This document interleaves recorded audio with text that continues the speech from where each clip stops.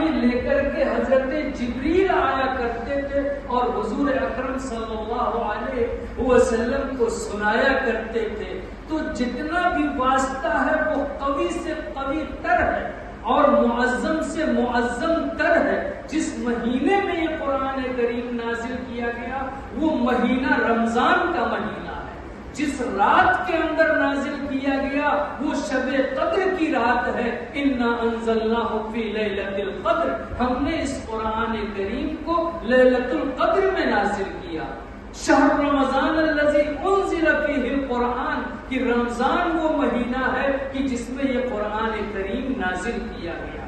تو کلام ہے اللہ رب العزت کا، نازل کیا گیا پورے کائنات میں سب سے عظیم الشان ذات جناب محمد عربی صلی اللہ علیہ وسلم پر.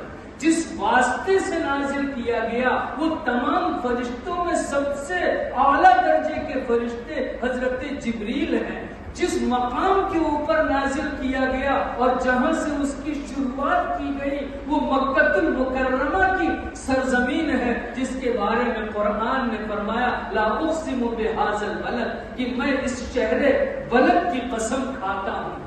یہ کہتے ہیں مکہ المکرمہ معزز جگہ کا نام ہوا. اسی طریقے سے جس مہینے میں نازل کیا گیا وہ مہینہ بھی معظم ہوا کہ شہر رمضان الذی انزل فیہ القرآن.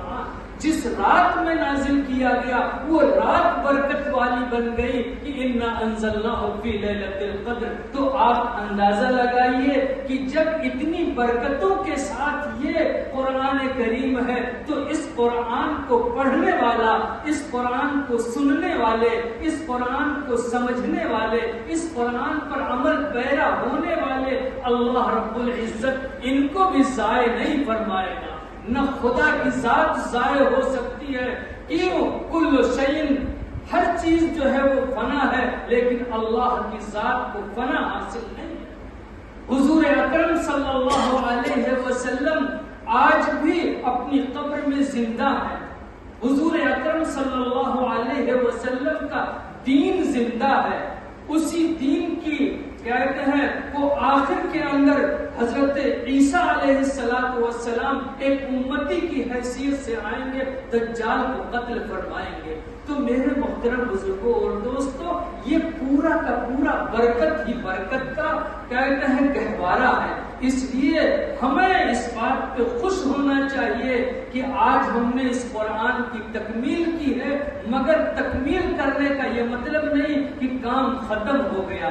مومن کا کام یہ ہے جہد مسلسل، کوشش کرتے رہنا، آگے بڑھتے رہنا، محنت کرتے رہنا، جدوجہد کرتے رہنا اور اپنے آپ کو مٹا دینا دین کے لیے اور ایمان کے لیے. اسی کا نام مومن ہے.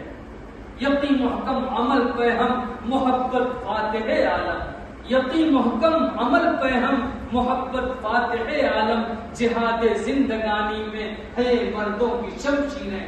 یہ چند حضرات ہیں لیکن یہ بات میں آپ سے کہنا چاہتا ہوں کہ مسلمان کو کبھی مایوس نہیں ہونا چاہیے. مسلمان کو اللہ رب العزت نے ہر دور میں عزت دی ہے اور بلندی اہل ایمان کو حاصل ہوگی، بس شرط یہ ہے کہ ہم اپنے ایمان کے اوپر برقرار ہیں. قرآن کریم کے سورہ فاتحہ سے شروعات کی گئی اور مختلف سورتوں میں کتنے واقعات، کتنی باتیں، کتنے احکامات سب کچھ بیان کیے گئے اور اس کے بعد سورہ ناس کے اوپر قرآن کریم مکمل ہوا اور اسے آپ نے سماعت فرمایا اور سنا. کاش کہ ہم عربی زبان کو سمجھتے، اس زبان کو جو